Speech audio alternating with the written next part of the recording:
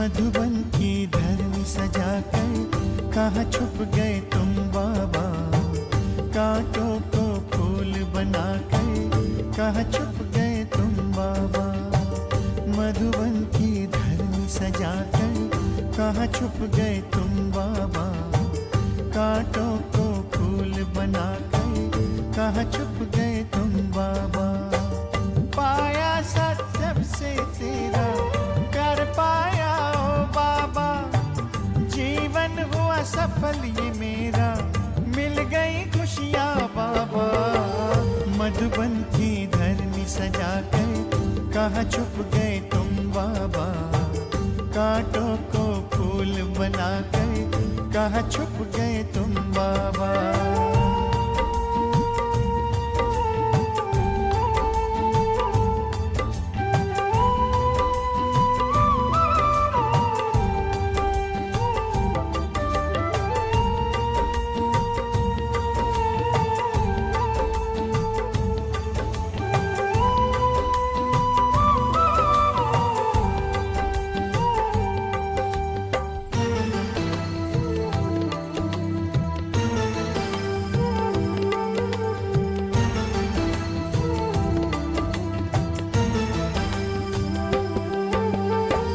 जब से पकड़ा तूने हाथ, मन में हुआ प्रकाश। फैला ज्ञान का उजियारा, रोशन हुआ प्रभात।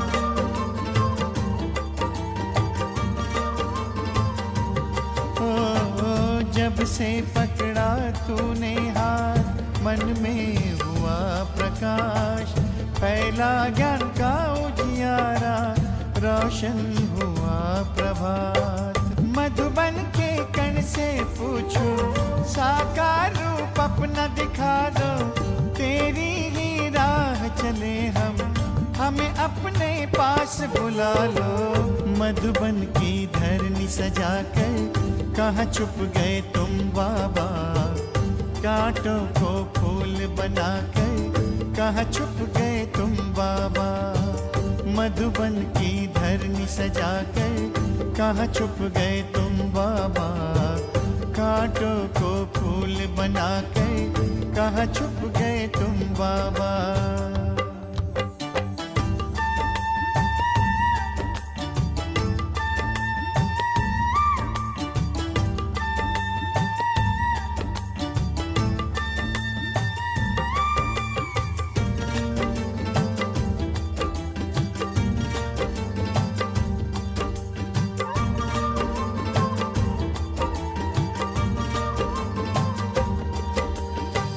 तेरे श्रेष्ठ कर्म की गाथा हमको सब है सुनाए। तुझसे मिलने की आशा लेकर मधुबन सब आए। सबका प्यारा ब्रह्मा बाबा, तुम्हें हर हृदय ने पुकारा। आना फिर से तुमको इस धरती पे दोबारा।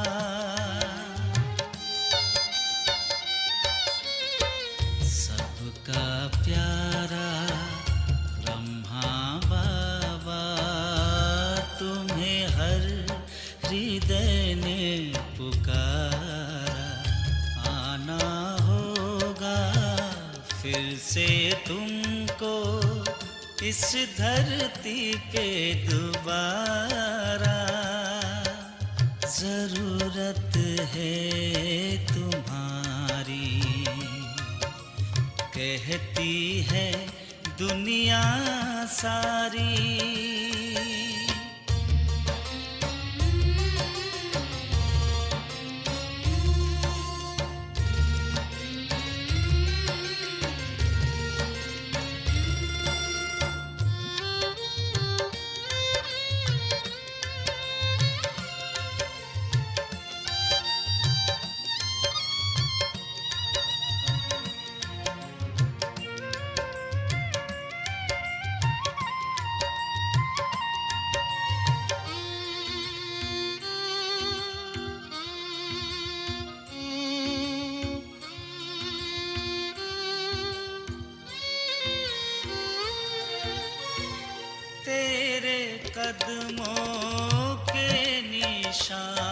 पर लाखों चल रहे हैं तेरे वरदानों।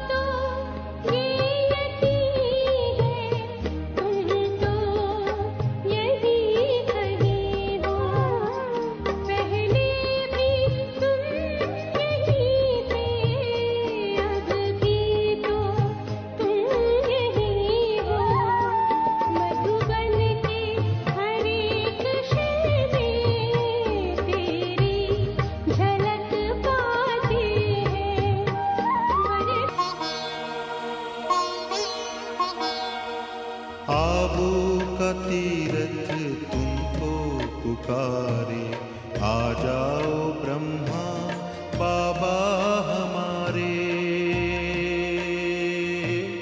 आना ही होगा। मधुबन तुम्हारी बाट निहारे, आ जाओ ब्रह्मा बाबा हमारे, आना ही होगा। आबू का तीरथ तुमको पुकारे, आ जाओ ब्रह्मा बाबा हमारे,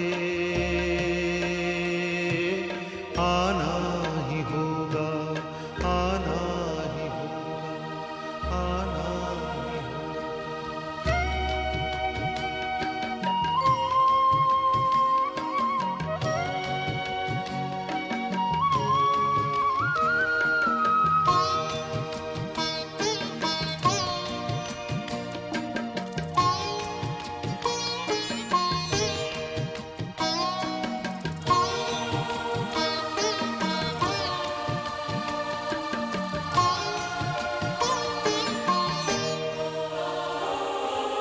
चारों तरफ आज दुख की घड़ी है,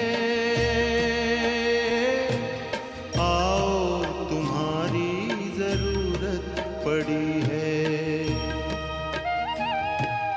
चारों तरफ आज दुख की घड़ी है, आओ तुम्हारी जरूरत पड़ी है। दुनिया की नौका, दुनिया की नौका लगा दो किनारे, आ जाओ ब्रह्मा बाबा हमारे, आना ही होगा, आना ही होगा, आना ही होगा।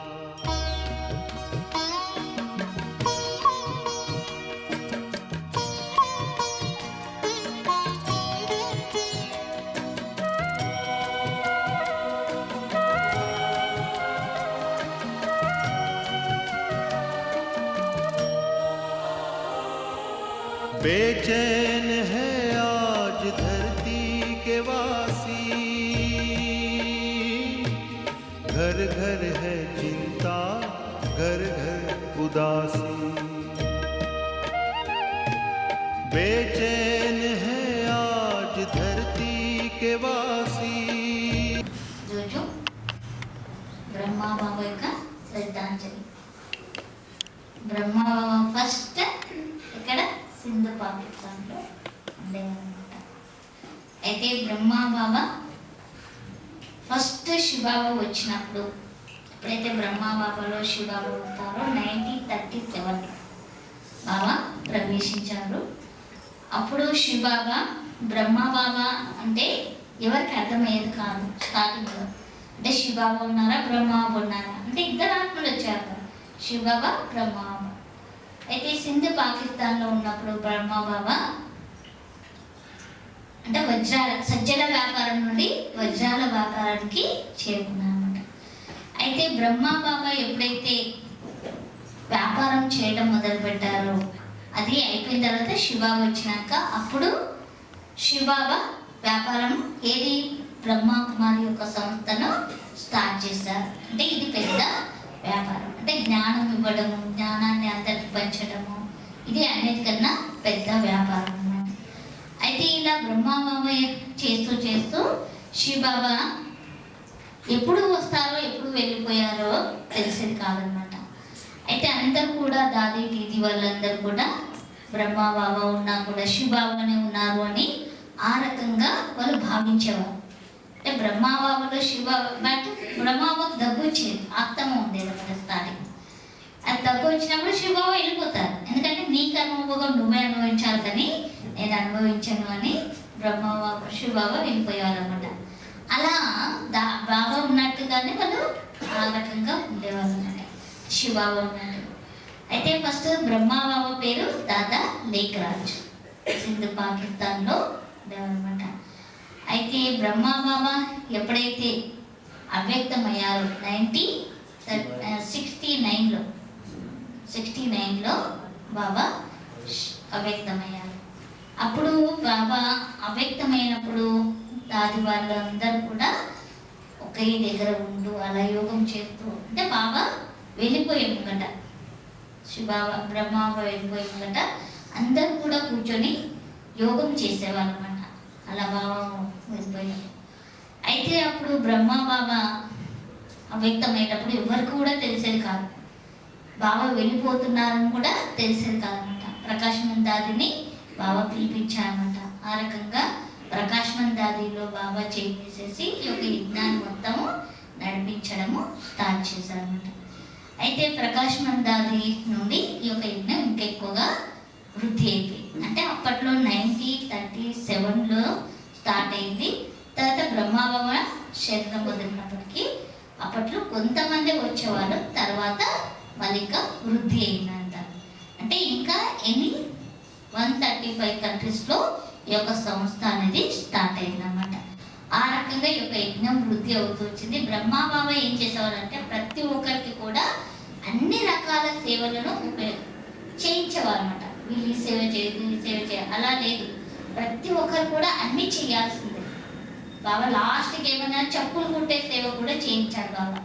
అంటే దేహాభిమానం తొలగిపోవడానికి బాబా అన్ని రకాలుగా సేవలు చేయించేవాళ్ళు. సామాన్తో ఉంచేవాళ్ళు, ఊడిపించడము ఆ రకంగా. అంటే యజ్ఞంలో వచ్చిన తర్వాత ఏది నేను చెయ్యను అనకూడదన్నమాట. ప్రతి ఒక్కరు కూడా సేవ అన్ని రకాలుగా చెయ్యాలి. ఎందుకంటే బాబా అంటే దేహాభిమానం ఎంతగా పోతుంటుందో అంత మనం సేవ చేయగలుగుతాం. ఎంతవరకైతే దేహాభిమానం ఉంటుందో సేవ చేయడానికి వెనక ముందు అవుతుంటాం. అందుకనే బాబా ఫస్ట్ సేవ చేయించేవాడు అనమాట. అన్ని రకాలుగా సేవలు అంటే జ్ఞానం ఇవ్వడంతో పాటు ఈ సేవలు కూడా బాబా చేయించేవాడు అనమాట. అలా దాది దీది వాళ్ళందరూ కూడా బాబా అంటే చాలా ప్రేమ. అంటే బ్రహ్మబాబా యొక్క సాక్షాత్కారాలు ప్రతి ఒక్కరికి అయ్యేది. అంటే శివబాబా ఉన్నా కూడా ఎక్కువ బ్రహ్మబాబా సాక్షాత్కారాలు. ఎందుకంటే శివబాబాని బ్రహ్మబాబాలో వచ్చారు కాబట్టి అందరికీ బ్రహ్మబాబా సాక్షాత్కారం. ఎందుకంటే ఆధారం కావాలి కదా, ఎవరు అనేది ఆధారం కావాలి కాబట్టి బ్రహ్మబాబా ద్వారా అందరికీ బాబా ప్రత్యక్షత చేయించేవారన్నమాట. ओम शांति। आज ब्रह्मा बाबा की स्मृति दिवस में हम ऐसे हमारे प्यारे प्राण अव्यक्त बाप दादा को या अव्यक्त बाबा को दिल से नमन करते हैं, कोटि कोटि नमन करते हैं। यानी ब्रह्मा बाबा बचपन से ही उनको इतना प्रभु में निष्ठा और भावना थी।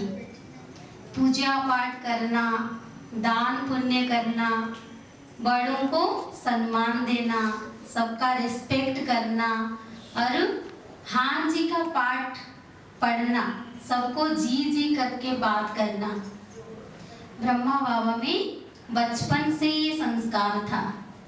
वो चलते जाते थे तो उनकी बोली सुनकर या उनके रूप को देखकर सिंध में सभी कहते थे बेटा हो तो ऐसा ऐसा लखीराज बाबू जैसा। और इतने सुंदर उनके संस्कार थे, सबके मन में उनको देख के यही विचार आता था कि बेटा हो तो सबको ऐसे ही दादा जैसे बेटा हो। तो कितना सुंदर उनकी भावना थी और चलते ही सबको ईश्वर का संदेश देती थी। इसलिए कहते हैं, जैसे मेरे को आज याद आ रही है जब बचपन में यानी 4th क्लास या 3री क्लास में पढ़ती थी, तब तक छोटी थी, मुझे इतना ज्ञान कुछ पता नहीं है। जब पहली बार ऐसे गीता पाठशाला में आई, ऐसे ब्रह्मा बाबा का फोटो तो नहीं था, ऐसे प्रदर्शनी बुक में देखा तो गीता पाठशाला वो बहन ने मुझे दिखाए ब्रह्मा बाबा। तो उनको देखते ही थोड़ी देर के लिए ऐसे लगा कि उनको मैंने देखा है, पर कहाँ देखा वो मुझे पता नहीं।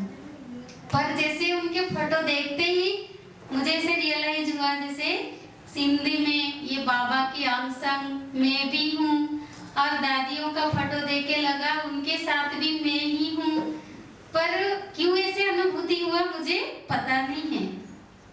तब से लेकर के मेरे मन में एक संकल्प आया, वो भी छोटेपन से, चलो बाबा तो साकार में नहीं है पर दादियां तो थे ही साकार में। तो मन में एक ही लक्ष्य, एक ही संकल्प रहा कि दादियों को मुझे मिलना है। पर सिंधी हैदराबाद कहाँ है मुझे पता नहीं, 2 हैदराबाद, पर यहाँ में एक हैदराबाद, सिंधी में एक हैदराबाद, वो मुझे नहीं मालूम था। पर एक ही संकल्प था, वो दादियों से मुझे मिलना है। तभी से लेके बाबा बोलता है ना, एक एक बूंद से घड़ा भरता है। तो छोटेपन से ही बाहर का चीज नहीं खाना, चॉकलेट बिस्किट नहीं खाना, वही 3री क्लास से एक एक रुपया बाबा के नाम से रखते रखते वो खोज में निकल पड़े। कहाँ? दादियों से मिलना और अव्यक्त बाबा को मिलना। चलो व्यक्त में तो बाबा नहीं है, पर अव्यक्त में उनसे मुलाकात करना। तो आज 18 जनवरी के दिन ऐसा संकल्प लिया, यानी 24 इयर्स कंप्लीट हो रहा है। जैसे ही अव्यक्त बाबा का दिन था, सेंटर में गए थे, एक ही संकल्प, एक ही पावर शक्तिशाली बन करके, किसी को नहीं देखा लोग लाजू कि बाबा मेरे साथ है और मैं हूँ और कोई नहीं। घर में जाके ऐसे ही बोला, मैं 4 दिन के लिए जा रही, पर कहाँ जा रहे वो नहीं, बस 4 दिन के लिए जाना है, ऐसे बोल के आ गए। क्योंकि बाबा ने बोला ना, 1 कदम तुम आगे बढ़ाओ तो मैं 1000 कदम दूंगा। अगर तुम्हारे पास धन नहीं है, 1 रुपये भी तुमने जमा कर करके मेरे नाम से लगाया या मेरे अच्छे कार्य में आगे बढ़ा, तो मैं तुमको कुबेर के भंडार जैसे बना दूंगा। तो आज प्रैक्टिकल में है। तो उस समय तो चलो पैसों की कमी थी, बहुत महंगाई थी, पर मन इतना दृढ़ विश्वास में भरा हुआ था, इतना पावरफुल शक्तिशाली हमारा सोच संकल्प, एक ही बाबा दूसरा न कोई, चाहे कोई कुछ भी बोले, पर जैसे लग रहा था सूक्ष्म में ब्रह्मा बाबा आके हमें शक्ति दे रहा है। कोई कुछ कह रहा है, उनसे भी ब्रह्मा बाबा सामना कर रहा है। ऐसे संकल्प के साथ हम सेंटर आए और वो सेंटर में ही संकल्प किया, कुछ भी हालत में बाबा के पास जाना है। कहाँ जाना पता नहीं, पर बाबा के पास जाना है।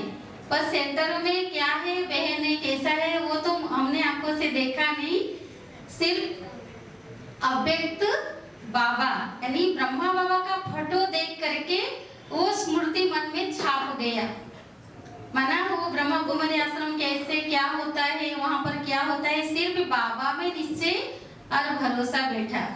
कोई सेंटर की बहनों ने ऐसे नहीं बोला कि तुम सेंटर आओ या सेंटर ऐसा है, कुछ नहीं, सिर्फ इतना विश्वास था, बाबा है तो ये मेरा बाबा है और यही मेरे जीवन को, जीवन रूपी नैया को पार लगाने वाला है। तो बाबा की निश्चय ने, बाबा की भरोसा ने इतने आगे बढ़ाया और यहाँ तक आपके सामने ले आया। इसलिए 2 शब्द बाबा के लिए लिखे, यानी ब्रह्मा बाबा सरल था उनका जीवन, उनका जीवन इतना साधारण और सरल था और ऊंच थे उनका विचार। भले सरल थे पर उनकी विचार अंदर कैसा था, बहुत ऊंच था। इसी सादगी में छुपा था ईश्वर का प्यार। बचपन से जो उनकी सादगी, व्यवहार, प्रेम, प्यार था, उसमें ईश्वर का ऐसा छपा हुआ सच्चा प्यार था जो किसी ने नहीं पढ़ पाया उनको देख के कि ईश्वर का एक रत्न है।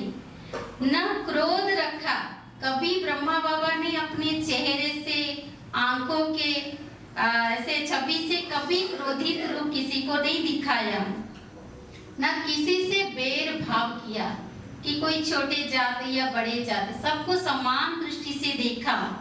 जो मिला, जैसे मिला उनके जीवन रूपी लाइफ में, उसे ब्रह्मा बाबा ने प्रभु प्रसाद समझकर स्वीकार किया।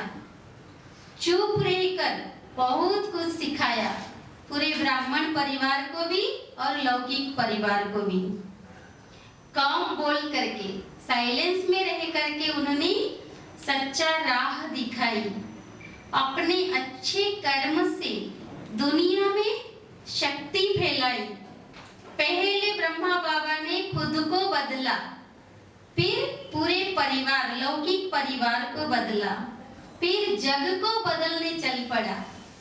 ऐसे नहीं कि वो अनुभव न करके, पहले परिवार को न संभाल के वो विश्व की सेवा करने गए।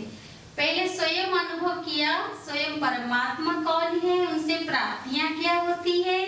फिर अपने परिवार को भी एक एक जो भी उनके बच्चे भाई जो भी थे सभी को बाबा का संदेश दिया। फिर उसके बाद पूरे विश्व जग को बदलने के लिए उन्होंने सिंध हैदराबाद छोड़ करके कहाँ चल पड़े? माउंट आबू, राजस्थान। उन्होंने राजस्थान कभी देखा ही नहीं था कि वहां पर भी ऐसे बबूल के कांटे, पहाड़ी, पत्थर, और वहां पर इतना सुंदर भगवान का कार्य हो सकता है। इतने सारे देश विदेश से भाई बहने लाखों तक आप इकट्ठे हो सकते हैं, वो बाबा सोचे भी नहीं था। पर वो पत्थर को, जंगल को बाबा ने क्या किया? फूलवाड़ी, मंगल और एक तपस्या धाम और एक तीर्थ स्थान बना दिया। एक दीप बने, जैसे कहते हैं ना, घर में अगर एक दीप जलता है तो अंधेरा भी गायब हो जाता है। इसी प्रकार ब्रह्मा बाबा ने पूरा दुनिया को नहीं देखा कि दुनिया में सब अंधेरे में सोए हैं, मैं भी सोया रहूं।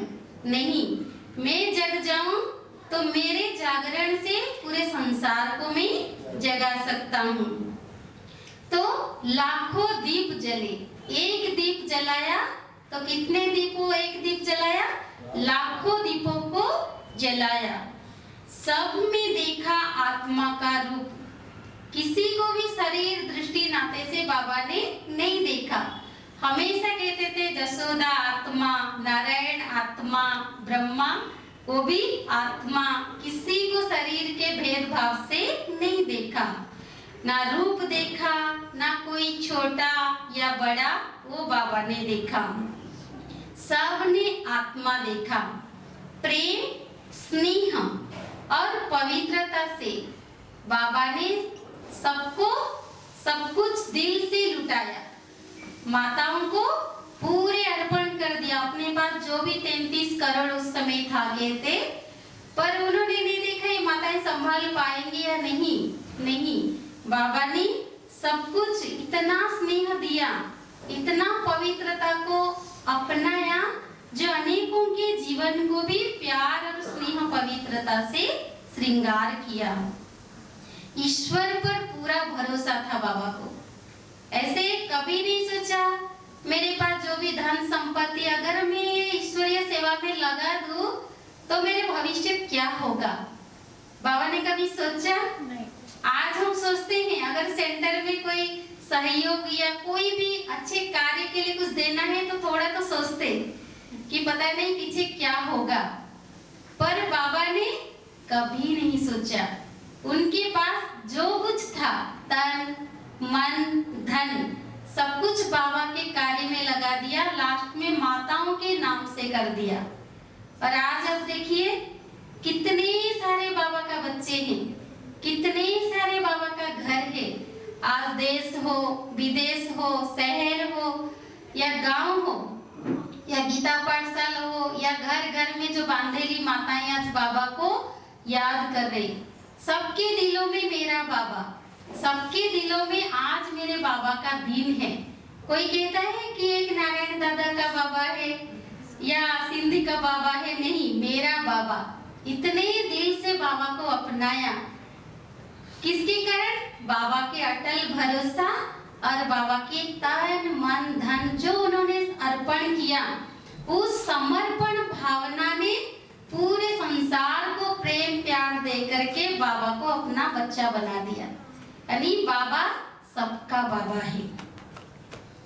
यही सबसे बड़ी शक्ति थी। इतनी बड़ी ताकत शक्ति बाबा में थी। तो हम अपने आप को चेक करें कि क्या मेरे अंदर वो शक्ति है। अगर मेरे को कुछ प्राप्ति नहीं हो रही है, कहीं ना कहीं कमी छुपी हुई है, तो बाबा के अंदर इतनी शक्ति कहाँ से आई? पहला निश्चय था भगवान शिव निराकार है। दूसरा निश्चय था मैं जो कुछ अर्पण कर रहा हूँ निस्वार्थ भाव से कर रहा हूँ और मैं ही सतयुग का प्रिंस बनने वाला हूँ, इतना भावना थी।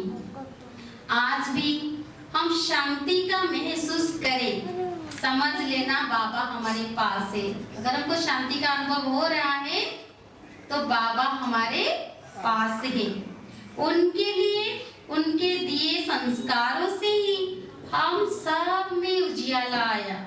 ब्रह्मा बाबा के जीवन यही कहता, हमेशा बाबा का जीवन देख करके बाबा भी कहते थे और सभी यही कहते, अच्छे बनो सच्चे बनो। बाबा हमेशा क्या कहते थे? अच्छे बनो सच्चे बनो और ईश्वर का साथ रखो तो सच्चे दिल पर साहेब राजी हो जाएगा। तो आज बाबा के दिन में हम सभी क्या संकल्प करेंगे? हमारा दिल हमेशा सच्चा रहे तो साहेब हमेशा राजी रहेगा। एक छोटा सा शायरी है। ब्रह्मा बाबा सच्चाई की मिसाल है, उनका जीवन बहुत ही सरल चाल है। ब्रह्मा बाबा सच्चाई की मिसाल है, उनका जीवन बहुत ही सरल चाल है।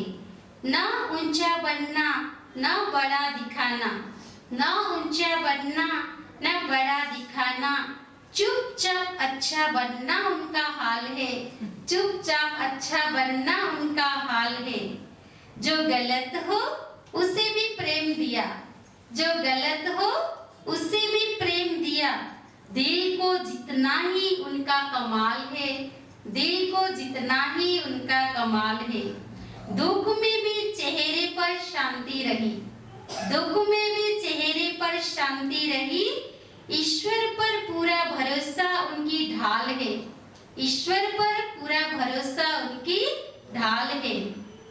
न किसी को छोटा समझा, सब आत्माओं को सम्मान दिया। न किसी को छोटा समझा, सभी आत्माओं को सम्मान दिया। सेवा करते करते कभी बाबा नहीं थके, सेवा करते करते कभी बाबा नहीं थके, क्योंकि सेवा ही उनका आराम है, सेवा ही उनका आराम है।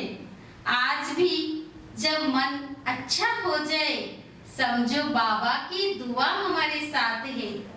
आज भी जब मन अच्छा हो जाए समझो बाबा की दुआ हमारे साथ है। उनकी सीख से जीवन हमारे सुधरे, यही उनकी सबसे बड़ी पहचान है, यही उनकी सबसे बड़ी पहचान है। ब्रह्मा बाबा कहते थे शांत रहो अच्छा बनो, यही सच्चा जीवन है। ब्रह्मा बाबा कहते थे शांत रहो अच्छा बनो, यही सच्चा जीवन है। तो आज हम सभी मिलकर के वही शांति को अपना निजी संस्कार, निजी गुण बनाएंगे और ईश्वर में पूरा विश्वास भरोसा रखेंगे। तो हम भी संकल्प कर दे कि ब्रह्मा बाबा के समान थोड़ा तो हमारे अंदर भी गुण आया है और आगे जा करके भी आएगा। जो भी कमी कमजोरी संस्कार है आज बाबा को अर्पण करके बाबा से शांति और शक्ति से अपने आत्मा को भरपूर करेंगे। ओम शांति। ओम शांति। రోజు అతి ప్రియమైనటువంటి పితాశ్రీజీ యొక్క స్మృతి దివసం జరుపుకుందామంటే ఆయన జన్మతః తెచ్చుకున్నటువంటి భాగ్యాన్ని ప్రపంచానికి అందించడానికి వచ్చినటువంటి విశేషమైనటువంటి ఆస్తి. ఆయన జన్మ బాల్యం నుంచి ఎంతమందికి తెలియదు చెప్పండి? బాల్యం, ఆయన బాల్యం ఎంతమందికి తెలియదు? ఆయన యొక్క బాల్యం అందరికి తెలుసు, సంతోషం. అయితే ఆయన ఒక ఉపాధ్యాయుని యొక్క కుమారుడుగా 1876 సంవత్సరం పాకిస్తాన్ సింధుబాద్లో జన్మ తీసుకున్నారు. ఆయన యొక్క చూడండి చిన్నతనం నుంచే ఈ కలియుగ కష్టాలు ఎలా చుట్టుకుంటాయంటే 5వ సంవత్సరం వయసులోనే తల్లి వియోగం అయింది. 10 నుంచి 11వ సంవత్సరం వచ్చేటప్పటికి పితృవియోగం అయిపోయింది. ఆఖరికి తన బంధువు అయిన చిన్నాన్న దగ్గర చిల్లర కొట్టు వ్యాపారంలో పనిచేస్తూ మెల్లగా గోధుమ వ్యాపారం అయింది. గోధుమ వ్యాపారం నుంచి మళ్ళీ మెల్లగా ఉంగరాలు తయారు చేయడం, దాంట్లో రాళ్ళు పెట్టి తర్వాత కిరీటాలు తయారు చేయడం, ఇలాగా మళ్ళీ వజ్ర వైఢూర్యాలతోటి ప్రపంచంలో ఖ్యాతిగాంచినటువంటి వ్యాపారిగా తయారైనారు. ఇలాగా ఆయన బాల్యం గడిచిపోయింది కనుక 60 సంవత్సరాలు అయిపోయిన తర్వాత వారి సత్యమణి స్వయంగానే చెప్పారు, అయ్యా చాలు, ఇంకా దేశ విదేశాల్లో కూడా రాజు మహారాజులు లాంటి వాళ్ళు కూడా మీకు చాలా గౌరవం ఇచ్చారు, భగవంతుడు మనకు తోడైనాడు, మనం ఇంకా మన జీవితంలో మంచి జీవితం ఎత్తుకోవాలనుకుంటే ధర్మ కార్యక్రమాలు ఎంతో చేస్తున్నాము, అటువంటి దాన్ని చూడు, ఇంకా ఆపేయండి, నిలుకులేని సేవ చేస్తున్నారని చెప్పినే పతి మీద కొంచెం ఆ ప్రేమ చూపిస్తూ చెప్తే ఆయన లేదు ఇంకో సంవత్సరం. అయినా సరే అప్పటికే ఆ పరమాత్మ ఈ భూమి మీద ఉన్నటువంటి భక్తుల్లో అగ్రగామి అయినటువంటి నిత్య సత్య జీవితంలో కూడా సత్యాన్ని గ్రహించి సత్యమైన స్నేహాన్ని ప్రేమను బాల్యం నుంచి అందరికీ పంచుతూ చిన్నతనంలో నుంచి అక్కడి పక్కటి వాళ్ళ వరసలతో పిలిచేవాడు, అందరి మనసులో చోటు సంపాదించుకున్నాడు. ఒకరోజు బ్రహ్మబాబా చిన్నతనంలో కనిపించకపోతే అయ్యో ఆ బాలుడు రాలేదే, అతనికి పెట్టి కానీ వేరే తినలేకపోయేటువంటి వాళ్ళు. అలాంటి స్నేహాన్ని ప్రేమను పంచినటువంటి బాల్యం అతని. అలాంటి మహాపురుషుడు ఎప్పుడైతే పరమాత్మ రావాల్సిన సమయానికి వచ్చి సత్సంగంలో ఉండేటప్పుడు వాళ్ళ పెద్ద 25,000 రూపాయలు ఆ రోజుల్లో ఖర్చు పెట్టి సత్సంగం చేస్తున్నట్టయితే ఉన్నటువంటి ఆయన తనకేదో అవుతుంది అనుకునేసి పూజ మంత్రం వెళ్ళి కూర్చుంటే కోడలు ఏంటి ఎప్పుడు లేదు ఇలాగా ఈరోజు మామగారు వెళ్ళిపోతానని చెప్పి వెంటబడి కిటికీ నుంచి తొంగి చూస్తే ఆయన కళ్ళ నుంచి కాంతులు వెదజల్లుతూ ఆ యొక్క గది అంతా కూడా ఎర్రని బంగారు వర్ణంతో కూడిన ప్రశాంతత, పవిత్ర వాతావరణం కనుకుంది. వెంటనే మళ్ళీ భయపడుతూ ఆమె వచ్చి అత్తగారికి చెప్పింది, యశోద గారికి.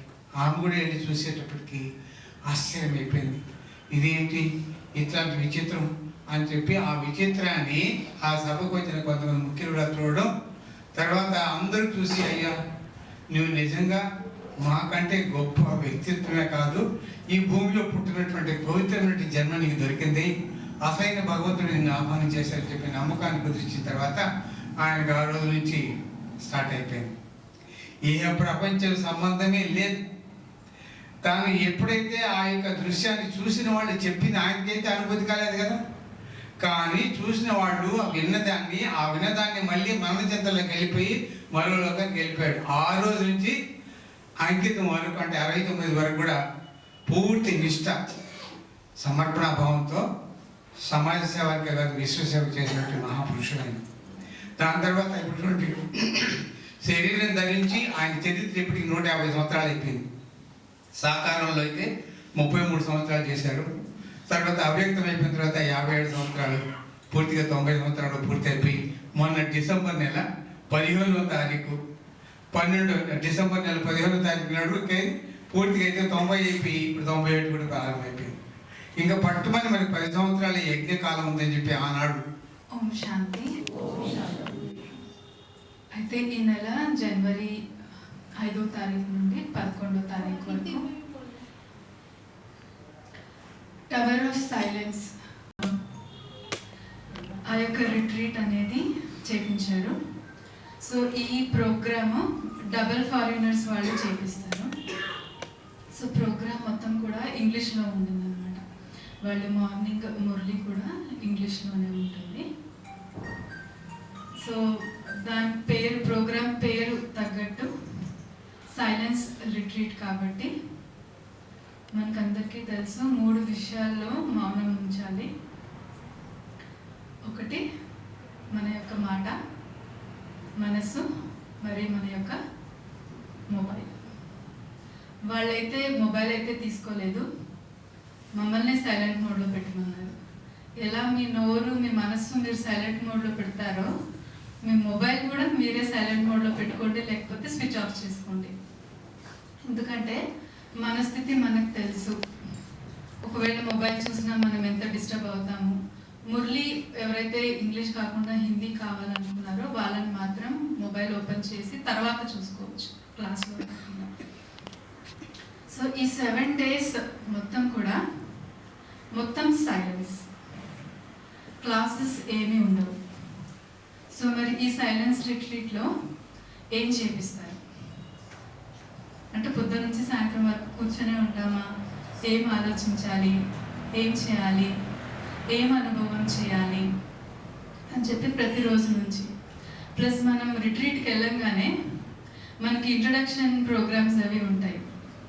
కానీ వాళ్ళు ఏమంటారంటే, మీరు ఈ ప్రోగ్రామ్కి వస్తున్నారు అంటే మీకు సైలెన్స్ యొక్క భాష ఏంటి అనేది తెలుసుకొని వస్తున్నారు.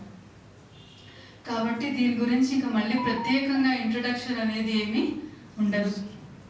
డైరెక్ట్గా మీకు సైలెన్స్లో ఏం చేయాలి అని చెప్పి మాత్రం కూర్చోబెడతారు. అసలు ఇంకెవ్వరూ మాట్లాడరు. ఇంకా మీకు ఆ చెప్పే పాయింట్స్ కూడా స్క్రీన్ మీద డిస్ప్లే వస్తుంది. అంటే మేము 7 రోజులు పిన్ డ్రాప్ సైలెన్స్లోనే ఉన్నాం. ఒక్క రోజు కూడా చెవుల ద్వారా ఎవ్వరి మాట వినము, నోటి ద్వారా కూడా ఎవరితోనూ ఏది కూడా మాట్లాడము. అవసరం ఉంటే ఏదైనా మనము పేపర్లో రాసి వాళ్ళకి చూపించవచ్చు. సో మరి ఇంత సైలెన్స్లో ఉన్నప్పుడు మరి వాళ్ళు ఏం చేపిస్తారు మనకి? సో ఫస్ట్ మనకి వెళ్ళంగానే పాయింట్ ఇస్తారు, అంటే దేని మీద మనము సంకల్పం చేయాలి అనేసి. సో మేము వెళ్ళిన బట్టి దానికి టాపిక్ ఏంటంటే అబ్సల్యూట్ సైలెన్స్, అంటే ఖచ్చితమైనటువంటి నిశ్శబ్దం, దాని ద్వారా సంపూర్ణత.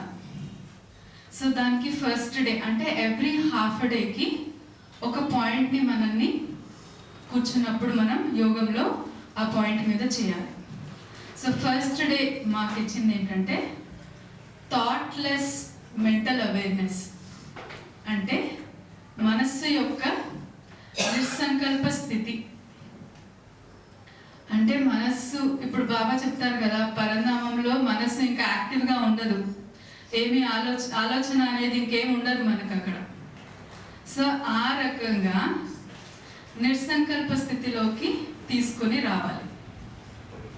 ఆర్డినరీ థాట్స్ లేదు, వ్యర్థం లేదు, ఏది సాధారణమైన ఆలోచనలు ఏది కూడా.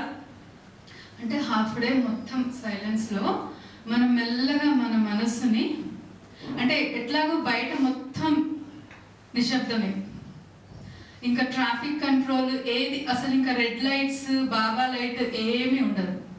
ఇప్పుడు ఎట్లా మొదట్లో వాళ్ళు తపస్సు చేసేటప్పుడు ఉండేదో మామూలు రూమ్లో లైట్లో, అంటే కొంచెం డిమ్ లైట్ ఉంటుంది, రెడ్ లైట్స్ ఏమీ వేయరు అక్కడ, సాంగ్స్ ఏమీ ఉండవు. ట్రాఫిక్ కంట్రోల్ ఎందుకు ఉండదు అంటే ఆల్రెడీ మనం స్టార్ట్ చేయడమే నిస్సంకల్ప స్థితిలో స్టార్ట్ చేస్తున్నాం. సంకల్పాలను కంట్రోల్లో తీసుకురావడానికి ట్రాఫిక్ కంట్రోల్ మనకి, సో దాని అవసరం కూడా లేదు. సో ప్రతిరోజు no traffic control, no red lights, no songs. So సైలెన్స్లో ఇది స్టార్ట్ చేపిస్తారు.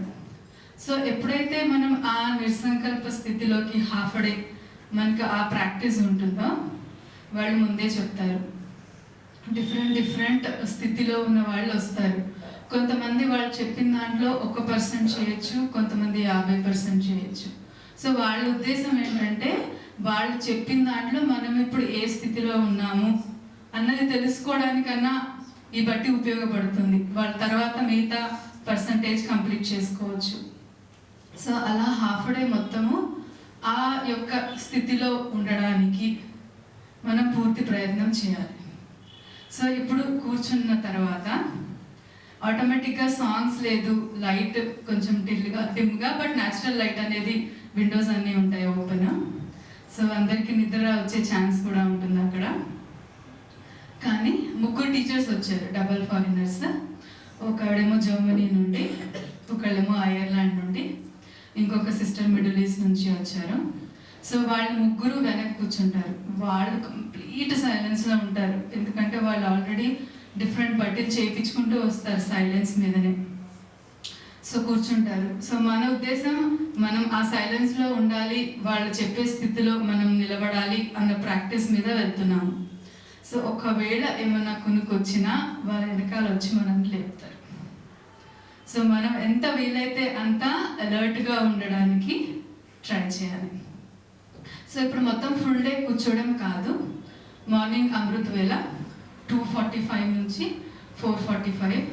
సో అందులో 1 అవర్ మ్యాండేటరీ, ఖచ్చితంగా అందరూ రావాలి 1 అవర్. మిగతాది ఇంకా వాళ్ళ వీలు బట్టి. మళ్ళీ మురళి క్లాస్ 6:15కి, 7:30కి అయిపోతుంది. మళ్ళీ 11 o'clockకే ఉంటుంది. అంటే 11 to 12 మళ్ళీ మ్యాండేటరీగా కూర్చోవాలి అందరు.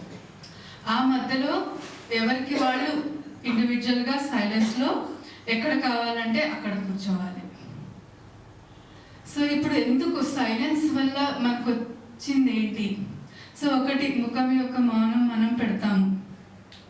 సో ఇప్పుడు మనస్సు యొక్క నిస్సంకల్ప స్థితి మౌనానికి వెళ్ళాము. తర్వాత ఏంటి? అప్పుడు మన చైతన్యం అనేది మేల్కుంటుంది. ఎప్పుడైతే మనస్సును నిస్సంకల్ప స్థితికి తీసుకెళ్తామో ఆత్మ యొక్క కాన్షియస్నెస్, చేతన. సో దానికి ఎప్పుడైతే మనం నిస్సంకల్ప స్థితిలోకి వెళ్తామో ఆ సమయంలో మనము బాబా ఎవరైతే సదా నిస్సంకల్ప స్థితి ఆయనది. మనం 1 నిమిషం 2 నిమిషాలు ప్రాక్టీస్ చేయడానికి కూర్చుంటున్నాము. సో మనం ఏం చేయాలంటే, ఎప్పుడైతే బాబా అంటే మనసు గురించి కూడా ముందు ఆలోచించే బదులు వాళ్ళు ఇచ్చే ఫస్ట్ పాయింట్ ఏంటంటే, నేను అభౌతికమైనటువంటి లైట్, ఇమ్మెటీరియల్ లైట్, ఆ కాన్షియస్, ఆ చేతనలోకి వెళ్ళాలి.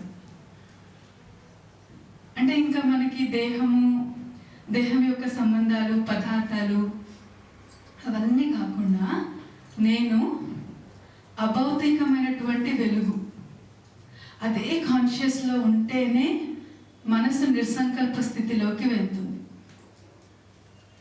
ఆ స్థితిలో మనము బాబా కూడా సదా నిస్సంకల్ప స్థితిలో ఉండేటువంటి చైతన్యమైనటువంటి వెలుగు. సో అప్పుడు మనకి ఆ కనెక్షన్ అనేది వస్తుంది. సో ఇప్పుడు మరి దేహం మర్చిపోయాము, దేహ సంబంధాలు, పదార్థాలు అన్నీ మర్చిపోయాము. కానీ మనకి ఎప్పుడు గుర్తుండాల్సింది మన యొక్క లైట్ యొక్క దేహం. మనం ఒక్కసారిగా లైట్గా అయిపోము కదా, అభౌతికమైనటువంటి వెలుగుగా అయిపోము. సో సూక్ష్మ శరీరము. సో అదంతా కూడా ఒక రోజు మొత్తం ప్రాక్టీస్లో ఉంటుంది. So first day absolute silence, అంటే ఖచ్చితమైనటువంటి నిశ్శబ్దము. అంటే మనస్సుని కంప్లీట్గా నిస్సంకల్ప స్థితిలో తీసుకెళ్ళాలి. బాబా సదా నిస్సంకల్ప స్థితిలో ఉండేవాడు కాబట్టి ఆయన యొక్క స్మృతిలో మనం ఉండాలి. ఆటోమేటిక్గా మనకి దేహం రిలేటెడ్ అన్నీ అప్పుడు మనం మర్చిపోయి మన యొక్క సూక్ష్మ శరీరం, అంటే మన యొక్క వెలుగు, మన యొక్క దేహం కూడా వెలుగు. సో ఆ కాన్షియస్లో మనము ఇంకా సెకండ్ డే మొత్తం కూడా అదే ప్రాక్టీస్. కానీ ఆ టైంలో జ్వాలాముఖి నిశ్శబ్దం ఉంటుంది. ఖచ్చితమైన నిశ్శబ్దం కాకుండా రెండో రోజు వచ్చేసరికి అంటే అంత డీప్గా మనలో సైలెన్స్ అనేది ఉండాలి. సైలెన్స్లో ఉండడము అంటే మనసు మౌనం ఒకటి, కానీ మన చేతన అనేది మాత్రం చాలా యాక్టివ్గా ఉండాలి, అలర్ట్గా. సో ఎప్పుడైతే మనం ఆ కాన్షియస్నెస్కి, చేతనకు వస్తామో అప్పుడు మనలో ఉండేటువంటి గుణాలు బయటకు వస్తాయి. అంటే నేను ఆత్మ శాంత స్వరూపాన్ని, ఆ శాంతిని మీరు అనుభవం చేయడానికి ఆ సమయంలో వస్తుంది. మన ఒక్కొక్క గుణాన్ని కూడా మనము ఎప్పుడు ఎక్స్పీరియన్స్ చేయగలమంటే, వాళ్ళు ఇచ్చిన పాయింట్ బుద్ధిలో పెట్టుకొని మనస్సుని కంప్లీట్గా మౌనంలోకి, నిస్సంకల్ప స్థితిలోకి తీసుకొని వెళ్ళాలి. దానికి మేము రిఫరెన్స్గా 4th జనవరి మురళి కూడా చాలా హెల్ప్ అయింది. ఎందుకంటే బాబా ఏమన్నారంటే, పవిత్రంగా ఉన్న ఆత్మలకి 3 వరదానాలు దొరుకుతాయి. మొదటిది, స్వయంపై స్వయం వాళ్ళు దయ చూపుకుంటారు.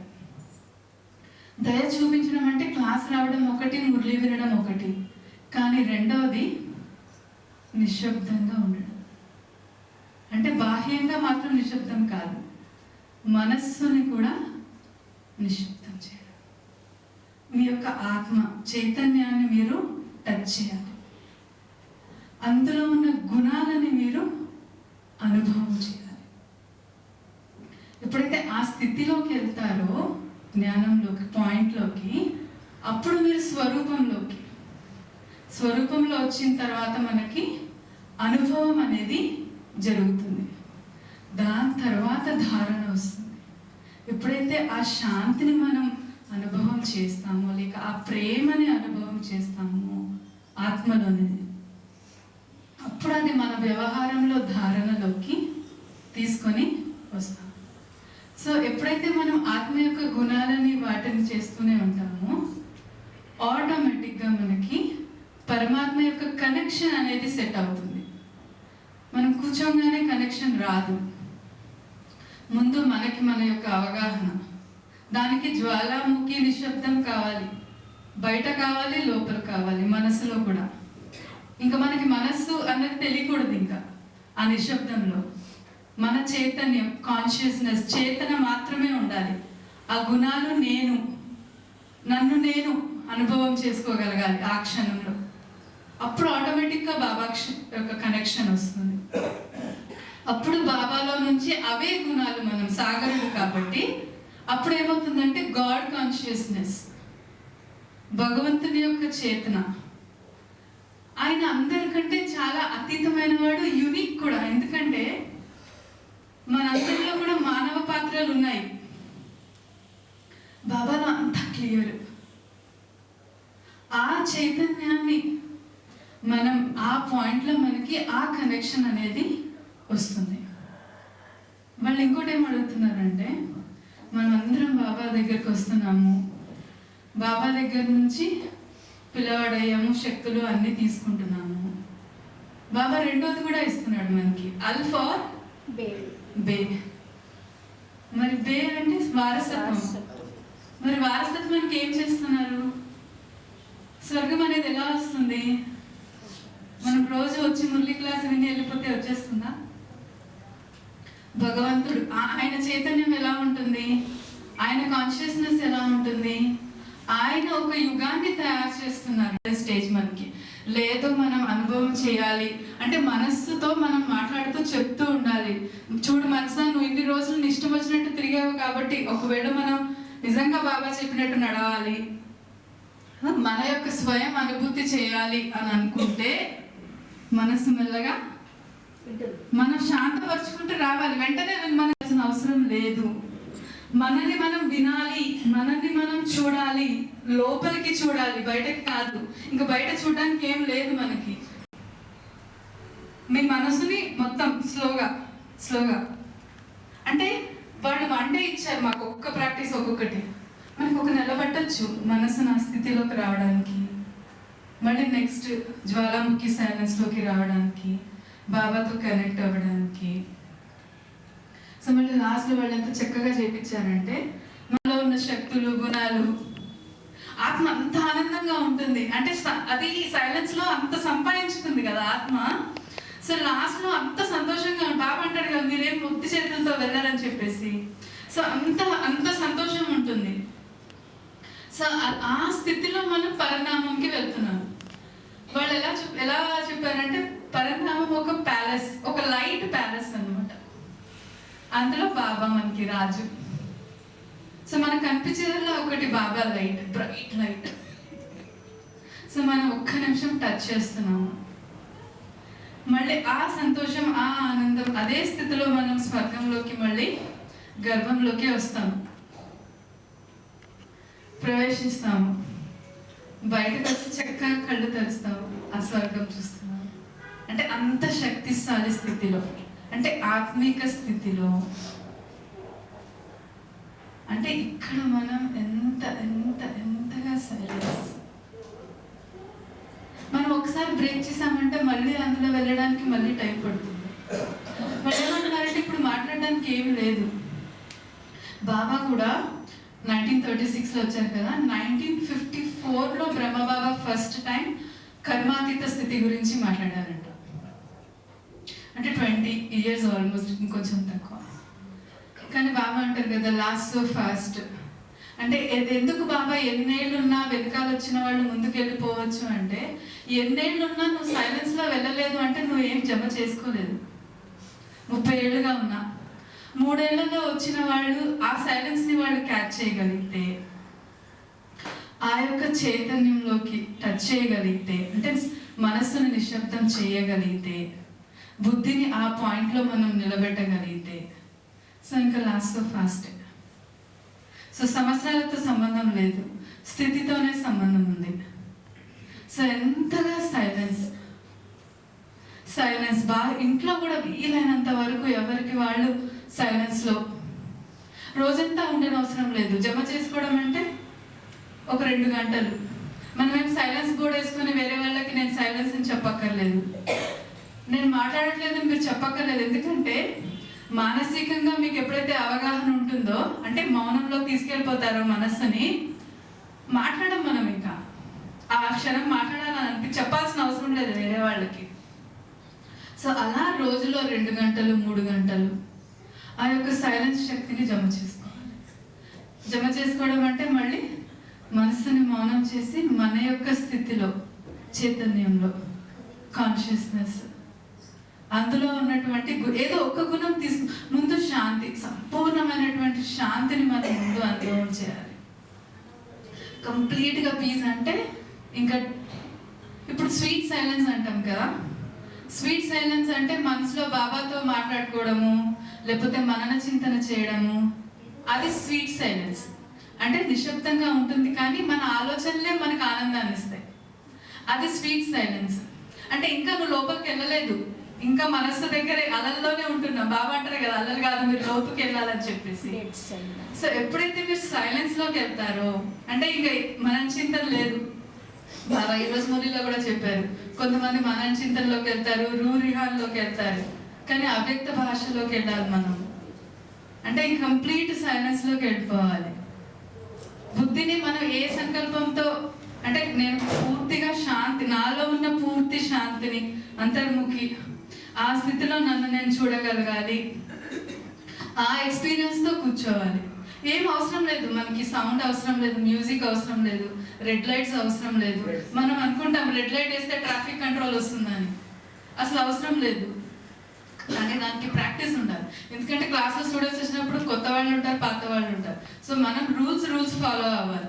మనం బట్టి అని పెట్టుకున్నప్పుడు మనకు అవి అవసరం లేదు. సో ఎంత వీలైతే అంత సైలెన్స్ శక్తిని జమ చేసుకో. चारों धाम का अनुभव करेंगे योग कमेंट्री के साथ।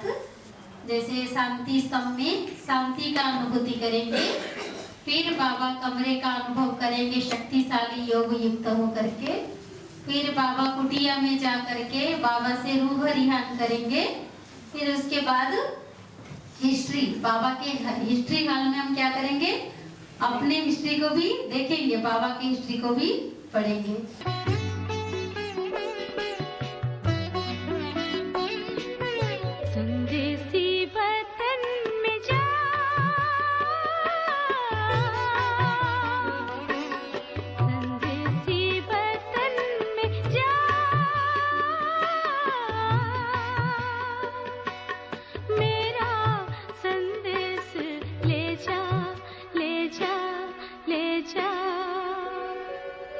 संदेश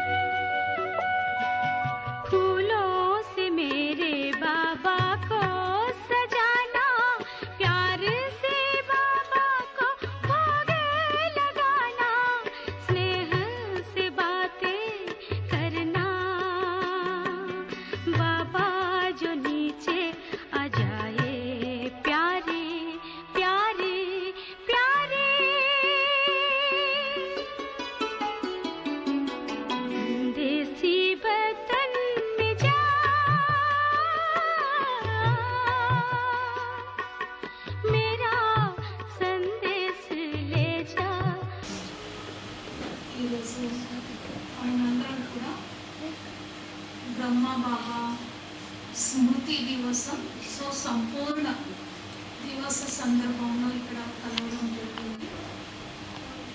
మీరందరూ విని ఉంటారు, ప్రకాష్ భాయ్ స్టార్టింగ్ నుండి చాలా స్వీట్గా, చాలా షార్ట్ అన్ని విషయాలు మనకి బాబా గురించి తెలియజేస్తారు. సో మనందరికీ తెలుసు, పాకిస్తాన్ సింధ్ హైదరాబాద్లో ఎప్పుడైతే మన సంస్థ స్టార్ట్ అయిందో అప్పుడు ఓం మండలి అని అనేవాళ్ళు. తర్వాత భారతదేశానికి ఎప్పుడైతే మౌంట్ ఆబూ రాజస్థాన్లో మార్చడం జరిగిందో తర్వాత ఏం పేరు వచ్చింది? ప్రజాపిత బ్రహ్మ ఈశ్వర్య విద్యాలయ. అప్పటి నుండి 1950 నుండి ఆ పేరు అనేది స్టార్ట్ అయింది. అయితే మొదట్లో బాబా 14 సంవత్సరాల వరకు పిల్లలందరికీ కూడా ఎలా పాలన చేశారు? తన యొక్క సంపాదన, తన దగ్గర ఉన్న సంపాదన అంతా బాగా పెట్టారు కదా. పిల్లలకి అన్ని రకాలుగా బాదామనండి, పిస్తానండి, భోజనం కానివ్వండి, అన్ని రకాలుగా భోజనంతో పాలన ఇవ్వడం కాకుండా బాబా తన యొక్క శక్తితో, ప్రేమతో, స్నేహంతో 400 మంది, దాదాపు 400 మంది పిల్లల్ని బాబా పాలన చేశారు. దాంట్లో మొదట్లో కొంతమందికి అసలు బాబా జ్ఞానమే తెలియదు, కానీ అలాంటి వాళ్ళకి కూడా బాబా ఎంతో చక్కగా వాళ్ళకి జ్ఞానం అంతా నేర్పించడం జరిగింది. మొదట్లో బాబా చెప్పేవాళ్ళు, పిల్లలు మీరు మొత్తం విశ్వం అంతా తిరుగుతారు అని. వాళ్ళకి విశ్వం అంటే తెలియదు, భారతదేశం అంటే తెలియదు, ఏ రకమైన జ్ఞానం అనేది లేదు. మీరు వినే ఉంటారు, దాది జానకి ఎప్పుడైతే 3rd క్లాస్ దాది చదివారు, దాంట్లో పెద్ద 0 వచ్చింది. ఎంత ఖుషి అయిపోయింది దాది, నాకు ఇంత పెద్ద 0 వచ్చింది అంటే దాంట్లో పాస్ అవుతామా ఫెయిలా అనేది దాది వాళ్ళకి ఏ రకమైన లోక జ్ఞానం అనేది లేదు, ఏ దాదికి కూడా లేదు. మనకి ఇంత పిల్లోడు కూడా చక్కగా చెప్తాడు అన్ని విషయాలు, కానీ దాది వాళ్ళకి ఏం లేదు. బాబా పగలు అంటే పగలు, బాబా రాత్రి అంటే రాత్రి. బస్ వాళ్ళకి ఒక్కటే, బాబా ఏది చెప్తారో అది గుడ్డిగా వాళ్ళు నమ్ముకుంటూ ముందుకు వెళ్ళారు.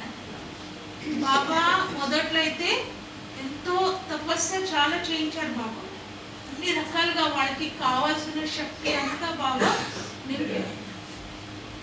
ఇప్పుడు మొదట్లో దాది వాళ్ళు ఏమనుకున్నారు, బాబాని వదిలేసి ఎక్కడికి వెళ్ళేది లేదు, బాబా దగ్గరే ఉంటాము అని అందరు దాది వాళ్ళందరూ కూడా అనుకున్నారు.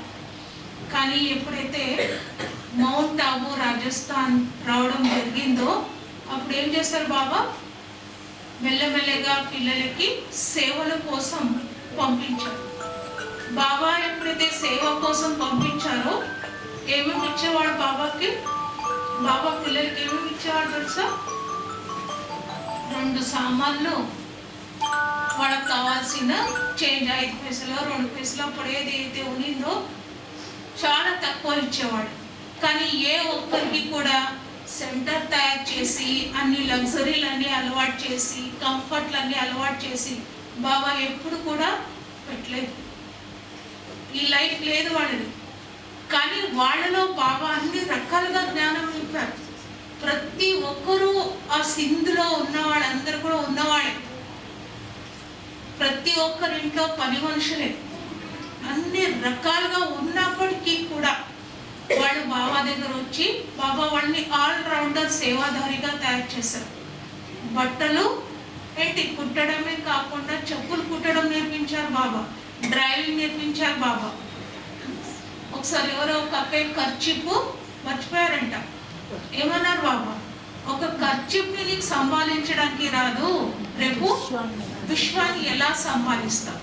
వాళ్ళకు ఒక మాట చాలు. అయితే ఒకసారి నిర్మల్ శాంత దాదీవి చెప్పులు సరిగ్గా లేకపోతే దాది బాబాకి చెప్పులు తీసుకొచ్చారంట. అయితే బాబా ఏమన్నారు, నిజంగా చెప్పులు నువ్వు కుట్టి నాకు ఇస్తే నేను ఎంతో సంతోషపడేవాడిని అని. వెంటనే దాది సైకిల్ టైర్ ఉంటుంది కదా, అక్కడ వెళ్ళేసి ఆ టైర్తో ఏవో చెప్పులు దాది నేర్చుకొని కుట్టి బాబాకి ఇచ్చారు. చూడండి, అంటే వాళ్ళలో ఎంత బాబా చెప్పిన ఒక్క మాటకి వాళ్ళు ఎలా నడుచుకునేవాళ్ళు. మీకు తెలుసా, యజ్ఞంలో బాబా ఏదైనా ఎవరైనా ఏదైనా తప్పు చేస్తే ఎవరు అనేవాళ్ళు? కూతుర్నే అనేవాళ్ళు. నిర్మల్ శాత దాదిని కోడలు ఎప్పుడు కూడా ఏమనలేదు. లౌకికంలో కానీ అలౌకికంలో ఎవరిని కూడా అనేవాడు కాదు. అయితే ఒకరోజు బాబాని సింధ్ హైదరాబాద్లో ఒక దగ్గర నుండి ఇంకొక దగ్గరికి తీసుకెళ్ళాలి. అది ఎవరు తీసుకెళ్లేవాళ్ళు? నిర్మల్ శాంత దాది తీసుకెళ్లేవాడు. దానికన్నా ముందు క్లాస్లో ఎవరో తప్పు చేస్తే బాబా ఎవరికి శిక్ష ఇచ్చారు? నిర్మల్ శాంత దాదికి ఇచ్చారు. అయితే బాబా మళ్ళీ వీళ్ళిద్దరు వేరే దగ్గరికి వెళ్ళాలి కదా. అయితే వేరే దగ్గరికి వెళ్ళేటప్పుడు డ్రైవింగ్ చేసేటప్పుడు దాది అన్నారంట, బాబా వచ్చే కల్పంలో నేను మీ కూతురుగా పుట్టను. ఎందుకు అంటే ఏది జరిగినా మీరు నన్నే అంటారు, ఎవరేమన్నా నన్నే అంటారు. అప్పుడు బాబా ఏమన్నారు? డ్రామాలో ఉంటే మార్చు, డ్రామాలో ఉంటే మార్చు. తర్వాత వాళ్ళని ఏమన్నా అన్నా అంటే ఇంటికి వెళ్తా అంటారు. నువ్వు ఎక్కడికి వెళ్తావు? నువ్వు ఎక్కడికి వెళ్ళావు కదా, నువ్వు మళ్ళీ నా దగ్గరే ఉంటావు కదా. అంటే బాబా ప్రతి దాంట్లో ప్రతి విషయంలో శిక్షణ అనేది ఆ రకంగా ఇచ్చేవాడు. మనం అందరం కూడా సాకార పాలన గురించి విన్నామా లేదా? తర్వాత మనందరికీ తెలుసు సాకార్ బాబా ఎప్పుడైతే మౌంట్ ఆబు, అదంతా స్టోరీ అందరికీ తెలుసు, అందరు వింటూ ఉన్నారు. మౌంట్ ఆబు వెళ్ళిన తర్వాత బాబా దగ్గర ఎక్కువ ఉన్నది దీది, మన్మోహిని దీది ఎక్కువగా ఉండేవాళ్ళు. దాది ప్రకాష్ మణి ఎప్పుడు సేవలోనే ఉండేవాడు. ఈరోజు వచ్చారు అంటే మళ్ళీ వెంటనే బాబా సాయంత్రం పంపించేవాడు అనమాట. ఎవరికి? దాది ప్రకాష్ మణికి. అయితే సాకార్ బాబా శరీరం వదులుతారు అని ముందే వింటూ వచ్చింది, ముందే తెలిసింది ఎవరికి? జగదీష్ వైకి తెలిసింది. అని ఎంత బాధపడుతూ ఇతిహాసంలో చాలా ఒక పెద్ద విషయం జరుగుతుంది, చాలా సమస్య వస్తుంది అని ఎప్పుడో ఊహించారు. ఆ ఊహించి అన్ని అనేవైతే పత్రికలన్నీ ముద్రించాలో అవన్నీ వదిలేసి బాబా దగ్గరకు వచ్చారు. బాబాకు అర్థమైంది, ఈయనకి నా గురించి తెలిసిందని అర్థమైంది. అంతకుముందు బాబా జగదీశ్వర్ గురించి ఎదురు చూసేవారు, ఎప్పుడు ఈయన వస్తాడా, ఎప్పుడు ఈయనతో మాట్లాడాలని. ఎందుకంటే జగదీశ్వర్ ఎప్పుడైతే వస్తారో బాబా ముందు కూర్చుంటారో శివ బాబా బ్రహ్మ బాబాలో వచ్చేవాడు. వాళ్ళిద్దరికి చాలా సంభాషణ జరిగేది. మిగతా వాళ్ళందరినీ కూడా వెళ్ళిపోమనేవాడు బాబా. అందరు తిట్టుకునేవాడంట. ఈయన రాగానే బాబా అందరినీ పంపించేస్తారు. మీకు తెలుసు కదా, జగదీష్ భాయ్ బాబా రూమ్ ఎదురుగానే. బాబా లైట్ ఓపెన్ ఉందంటే జగదీష్ భాయ్ లైట్ ఓపెన్, బాబా లేస్తారు అంటే జగదీష్ భాయ్ లెగడం, ప్రతి ఒక్కటి. అందుకని బాబా కూడా స్టార్టింగ్లో ఎప్పుడైతే జగదీష్ భాయ్ మధుబన్కి వచ్చారో, అయితే వాళ్ళ టీచర్ ఎవరు? దీది ఏం లెటర్ పంపించారు? ముగ్గురు చాలా హై లెవెల్ ఉన్నవాడు. ఈ జగదీష్ భాయ్ కన్నా ఇద్దరు ఇంకా. అయితే బాబా ఏం రాశారంటే వాళ్ళిద్దరు పక్కా ఈయన కచ్చా అని. స్టోరీ తెలుసు కదా జగదీష్ భాయ్ది. అయితే బాబాకు తెలుసు ఈయన పక్కా వాళ్ళు కచ్చా అని. బాబా ఏ రోజైతే జగదీష్ భాయ్ని అంటే మధుబన్కి వచ్చారు, ఆ రోజు నుండే చెయ్యి పట్టుకొని మొత్తం స్టాక్ అంతా మొత్తం టోటల్ అంతా బాబా చూపించారు కదా. అది రైటింగ్ గురించి మనం వింటూ వచ్చామనుకోండి. కానీ ఎప్పుడైతే బాబా శరీరం వదులుతారని జగదీష్ భాయ్కి తెలిసిందో, జగదీష్ భాయ్ రావడం జరిగిందో, బాబా వెంటనే అడిగారంట, ఎందుకు వచ్చావు అని. ఏం చెప్తాడు ఆయన? బస్ వచ్చాను. అక్కడ నీకేమీ సేవ లేదంటే, నాకేం సేవ లేదు, నువ్వు ఫలానా చెయ్యాలి కదా, అది చేసేసాను. ఇంకొకటి చెయ్యాలి కదా, అది చేశాను.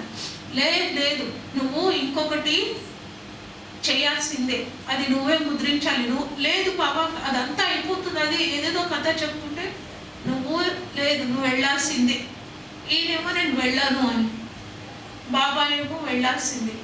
లాస్ట్కి ఒకవైపేమో ఆజ్ఞ, బాబా వెళ్ళమంటే వెళ్ళాలి కదా, ఇంకోవైపు బాధ, ఇష్టం లేదు. లోపల బస్ స్టాప్ దగ్గర ఎంత అంటే ఆయనవి కన్నీళ్ళు వస్తున్నాయంటే చెప్పడానికి వీల్లేదనమాట. కానీ ఆ బాధ ఎవరికి చెప్పుకోవడానికి లేదు. ఎవరికైనా చెప్తాడనే కదా బాబా కూడా వెళ్ళమంటున్నారు అక్కడి నుంచి. తర్వాత లాస్ట్కి ఆయన తప్పదు అనుకుంటూ మళ్ళీ మనసులో వచ్చింది, ఆయన వెళ్ళమనే కానీ నేను వెళ్ళాలా, అలా కూడా అనిపించింది. కానీ ఆజ్ఞే కదా, సరే అని ఢిల్లీకి వచ్చారు. అప్పట్లో మొబైల్ ఇక్కడ ల్యాండ్ లైన్ అది ఎక్కడుంది, ఒకవైపు గుజరాత్ దాదిను ఒకవైపు జగదీష్ వైరు మధ్యలో ఉండేదన్నమాట. అయితే వెళ్ళిన 1-2 డేస్కి ఇక్కడ ఏమైంది, ప్రకాష్ మీ దాది అంతకుముందు వచ్చారు. దాదికి ఎప్పుడు కూడా బాబా వెళ్ళమంటారు కదా, కానీ అప్పుడు ఏమన్నారు, బాబా 4 రోజులు ఉండడానికి వీలవుతుందా అని. ఇంకా దాది గంతులేయడమే తక్కువ. ఇక్కడ బాబా దీదీని ఏం చేశారు, ఇలహాబాద్లో ఇది కుంభమేళా ఉంది, అక్కడికి వెళ్ళాలని పంపించారు బాబా. ఎందుకంటే అదే ప్లానింగ్ అంతా బాబాకు తెలుసు కదా.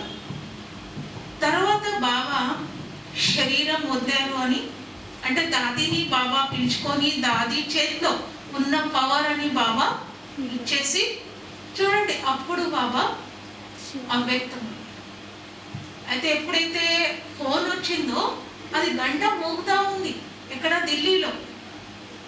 గుజరాత్ అది అనుకున్నారు, ఇదేంటి జగదీష్ భాయ్ మెలుకునే ఉన్నారు కదా, ఫోన్ ఎందుకు లేపట్లేదు అని.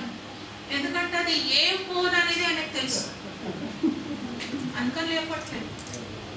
తర్వాత ఇంకా దాదీకి కూడా తెలుసు, గుజరాత్ దాదీకి కూడా తెలుసు, కానీ దాది ఏమి చెప్పలేదు.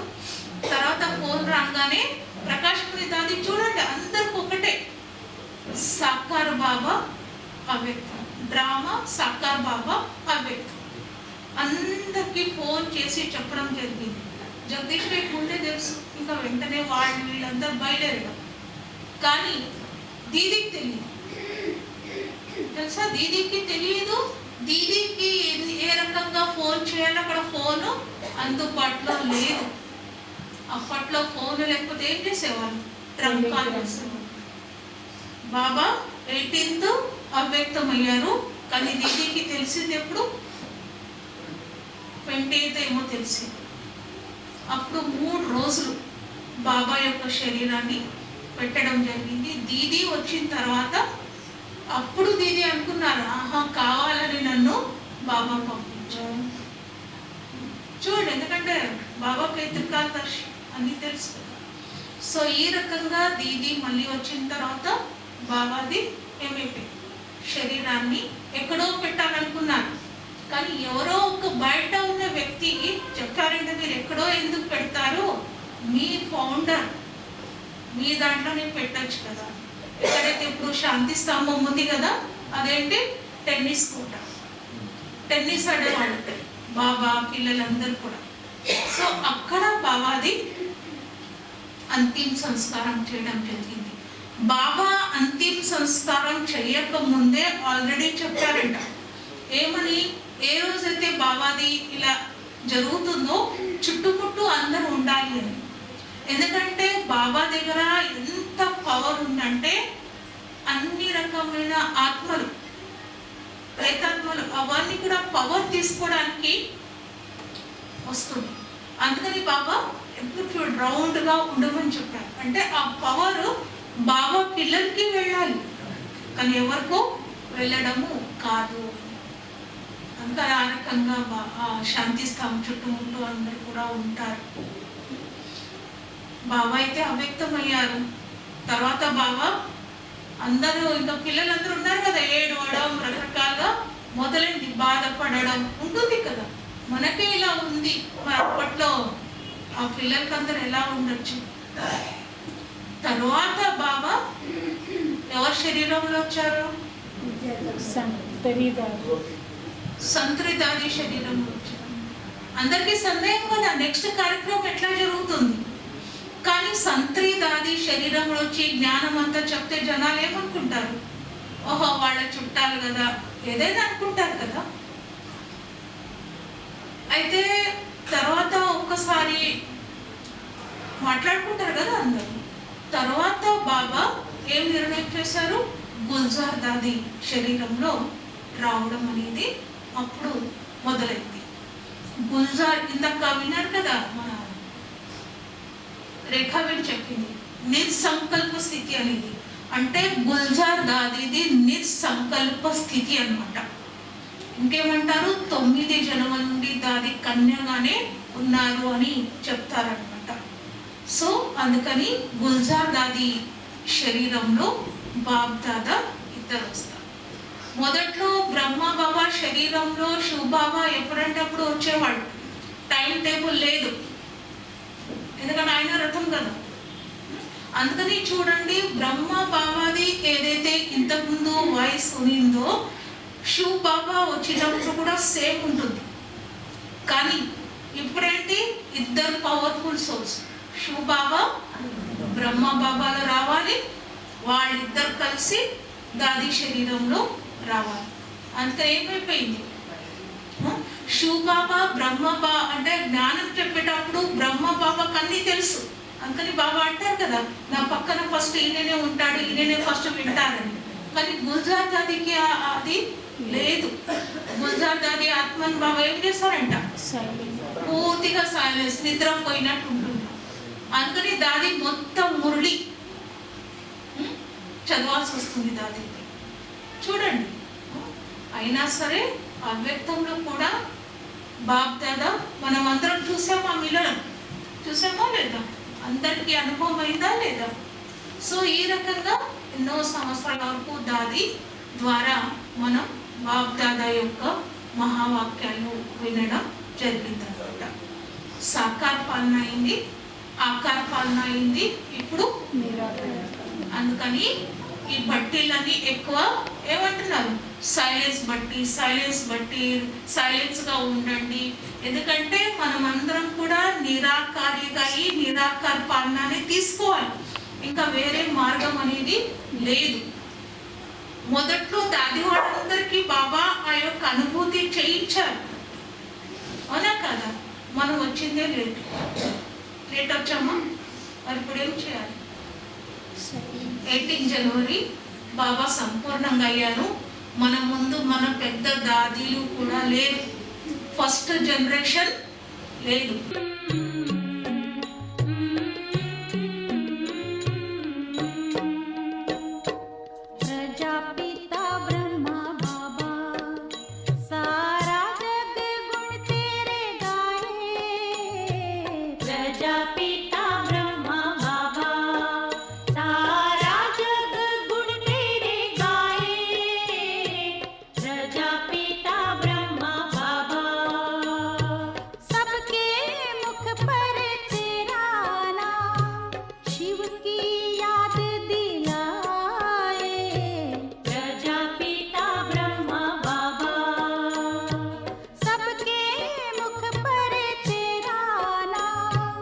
शिव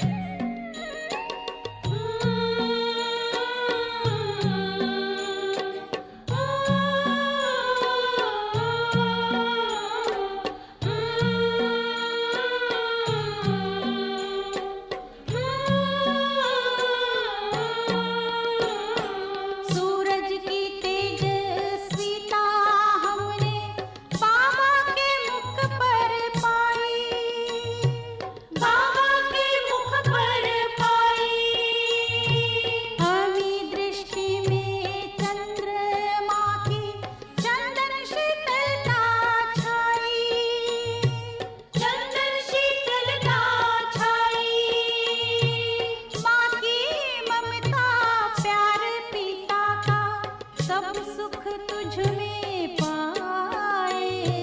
प्रजापिता ब्रह्मा बाबा, माँ की ममता प्यार पिता का, सब सुख तुझ में पाए।